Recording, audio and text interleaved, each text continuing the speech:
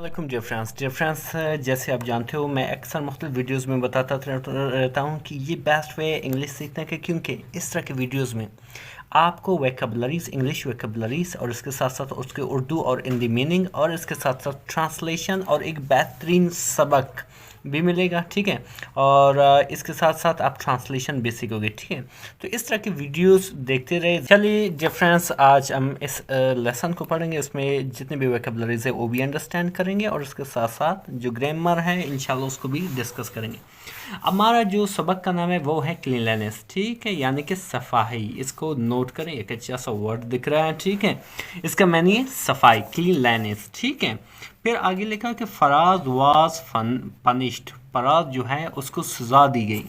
Was punished, सज़ा दी गई, यानी कि उसको सज़ा किसी और ने दी। यहाँ पे उसका नाम डिस्कस नहीं है। यहाँ पे अगर होता बाय टीचर या बाय ब्रदर या बाय पीटीआई, सही है। यहाँ पे डिस्कस नहीं किए किसने सज़ा दी। फराज वाज पनिश्ड, फराज को सज़ा दी गई। ये बेसिकली एक पैसिव वॉइस है। एक्टिव होता है जैसे आप सब्जेक्ट आप कहते हो आई ड्रिंक वाटर। ठीक है, आई ड्रिंक वाटर। जो पैसिव होता है बेसिकली जो एक्शन होता है वो इसी एक्टिव को बिल्कुल आपको उल्टा लिखना पड़ेगा। जैसे आप कहते हो the water is drunk by me. इसके ऊपर मैंने एक डिटेल वीडियो बनाई, तकरीबन 32 मिनट का है, बिल्कुल डिटेल वीडियो है। आप वहाँ पे जा सकते हो, एक्टिव और पैसिव यानी कि वॉइसेस के बारे में जान सकते हो। ठीक है, अच्छा, फराज को सज़ा दी गई इन द मॉर्निंग असेंबली में, यानी कि सुबह के असेंबली में। असेंबली कहते हैं इज्तिमा को भी, सही है, लेकिन जो स्कूल में असेंबली होती है यहाँ पे उसकी तरफ इंडिकेट कर रहा है। ये सुबह की असेंबली में, बिकॉज क्योंकि इज नेल्स उसकी जो है उसकी जो नाखून थे वर लॉन्ग, बड़े थे। ठीक है, यहाँ पे इज का इस्तेमाल किया गया है। ए आर होता HER, एयर भी हो सकता था, लेकिन क्योंकि यहाँ पे फराज लड़का है तो तब जाके यहाँ पे इस का इस्तेमाल किया गया उसका। ठीक है, अगर यहाँ पे लड़की होती, फॉर एग्जांपल आप कह सकते हो एक लड़की नाम आसिफा, तो यहाँ पे आप यहाँ पे कह सकते हो आर नेल्स। ठीक है, यहाँ पे लड़का इज। नेल्स वर लॉन्ग, बड़े थे। वैन, जब। ई केम टू क्लास, जब वो क्लास में आया। ई केम जो है इकम की सेकंड फॉर्म है। ठीक है, इसका मैंने आया। व्हेन ई केम, जब वो आया। इस ये आपका रहा सब्जेक्ट, फिर ये रहा आपका वर्ब की सेकंड फॉर्म। तो डायरेक्ट सब्जेक्ट के बाद वर्ब की दूसरी फॉर्म आ जाए तो समझ लेना ये पास्ट इंडेफिनिट की सेंटेंस है, जिस पे मैंने एक डिटेल वीडियो बनाया, आप जाके देख सकते हैं। ई केम टू क्लास, वो क्लास में आया। The teacher asked him, teacher ने उनसे पूछा।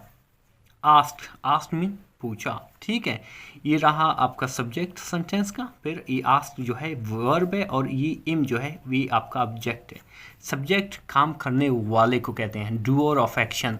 वर्ब जो है खुद एक्शन होती है। ठीक है, और जो ऑब्जेक्ट होता है जिस पे एक्शन होता है। ठीक है, आस्क्ड मीन पूछा, इम उसे। ठीक है, ये पास्ट इंडेफिनिट के सेंटेंस है। ठीक है, फिर क्या पूछा, टीचर ने कहा वाई वर यू पनिश्ड, आपको क्यों सज़ा दी गई। वाई, क्यों। वर यू पनिश्ड, सज़ा दी गई। फराज, आपको। ठीक है, फराज आपको क्यों सज़ा दी गई। तो इसके जवाब में फराज ने कहा बिकॉज, क्योंकि। माई नेल्स, मेरी नाखून। आर लॉन्ग, बड़े हैं। लुक एट दैम, देखो उन्हें, यानी कि मेरे नाखून को देखो। लुक एट मीन देखो, दैम मीन उन्हें।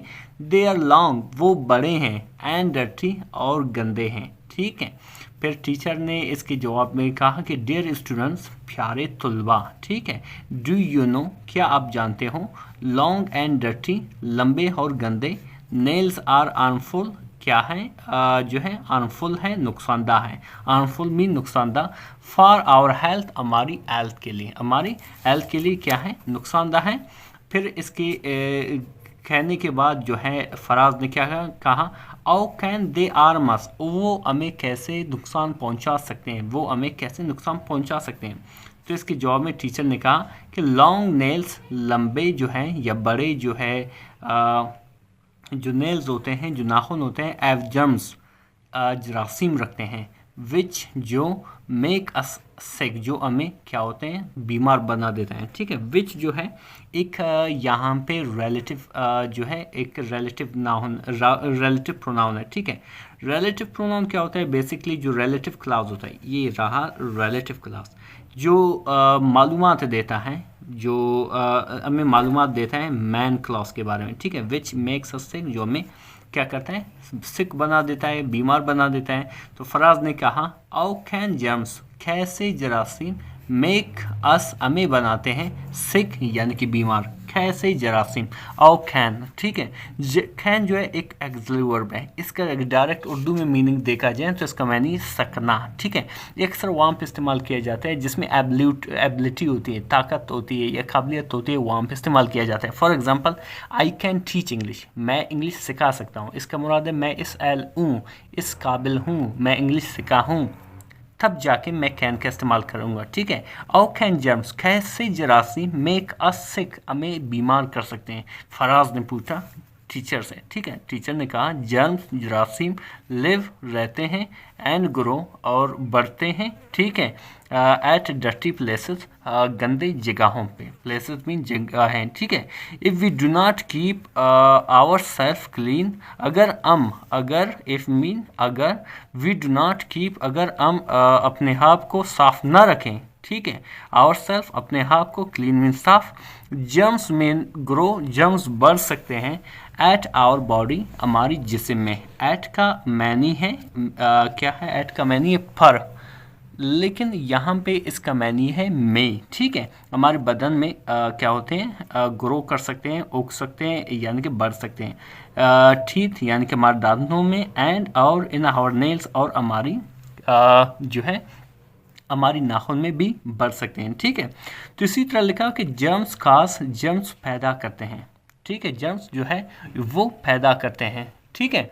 अच्छा, खास का मैंने सबब बनना भी है, लेकिन यहाँ पे मैंने पैदा करना, डिफरेंट काइंड्स ऑफ डिजीज़, मुख्तलिफ अक़साम की जो है डिजीज़ यानी कि बीमारियाँ, सच है जैसे कि डायरिया यानी कि दस्त, एंड अदर स्टमक डिसऑर्डर्स, और मैदा की दूसरी खराबियाँ, ठीक है। डिसऑर्डर मीन खराबियाँ, अदर मीन दूसरे, स्टमक मीन मैदा, ठीक है। बट लेकिन when we keep our self neat, जब हम अपने आप को नीट एंड क्लीन, जब हम अपने आप को साफ़ और शिफाफ रखते हैं, साफ़ और सुथरा रखते हैं, कीप मी रखना, आवर सेल्फ अपने आप को नीट एंड क्लीन, साफ़ सुथरा, they can not harm our body, तो वो हमारे बदन को क्या करेंगे, नुकसान नहीं पहुंचा सकते। कैन नॉट सही है, हार्म पहुंचा सकते हैं, आवर बॉडी हमारे बदन को, एंड और वी विल लिव हेल्थी, और हम क्या सेहतमंद तरीके से रह सकेंगे, ठीक है। लिव मीन रहना, हेल्थी मीन सेहतमंद तरीके से, विल जो है यहाँ पे शो कर रहा है कि ये जो है ये फ्यूचर इंडेफिनिट की सेंटेंस है, ठीक है डियर फ्रेंड्स। आई होप कि अभी तक आपके समझ में आ रहा है। आगे बढ़ेंगे, जो सबक की जो लास्ट की जानिब जाएंगे, ठीक है, जिसमें लिखा है कि फिर फराज ने पूछा how can we keep our self clean, हम अपने आप को कैसे क्लीन कर सकते हैं। बेवकूफ़ को पता नहीं है, सिर्फ गुस्ल करो, ठीक है, फिर भी पूछ रहे हैं, लेकिन बच्चा है, स्कूल में है, तो लाजमन टीचर को भी उसी तरह जवाब देना होगा। हाउ कैन वी कीप, कैसे हम रख सकते हैं, आवर सेल्फ क्लीन, अपने आप को साफ। टीचर ने कहा वी शुड ब्रश, हमें ब्रश करना चाहिए, आवर टीथ, हमारे दांतों को, ट्वाइस अ डे यानी कि एक दिन में 2 मरतबा, टेक अ बाथ डेली, और डेली यानी कि 8 दिन हमें गुस्ल करना चाहिए, टेक अ बाथ गुस्ल करना चाहिए, एंड और क्लिप और नेल्स रेगुलरली, और हमें 8 दिन अपने जो नाखून है वो क्लिप करना चाहिए यानी कि काटना चाहिए, ठीक है। फिर इसी तरह टीचर ने कहा कि वी शुड, हमें चाहिए, हमें we should also wash our hands, हमें अपने क्या हाथों को धोना चाहिए, before and after the meals, खाने से पहले और खाने के बाद, मील्स कहते हैं खाने को, बिफोर मीन्स से पहले, आफ्टर मीन के बाद। फिर आगे लिखा है डियर स्टूडेंट्स, प्यारे तलबा, ओप, उम्मीद करता हूँ, you will follow these instruction, उम्मीद करता हूँ आप इन हिदायत को फॉलो करेंगे, यानी कि इसको बजा लाएंगे, इसको मानेंगे, ठीक है, फॉलो पैरवी करेंगे इन हिदायत को। फिर क्लास ने कहा ऑल इन वन वॉइस, सब ने एक आवाज़ में कहा यस वी विल, हम करेंगे, ठीक है। डिफरेंस ये था हमारा वीडियो। आपने देखा कि बहुत से वोकैबुलरीज मैंने डिस्कस की, इसके साथ साथ ग्रामर भी डिस्कस की, और ट्रांसलेशन आपने खुद नोट किया कि इस तरह चीज़ों को ट्रांसलेट करते हैं, ठीक है। इस तरह की मज़ीद वीडियोस देखने के लिए हमारे चैनल को ज़रूर सब्सक्राइब करें। Thank you so much.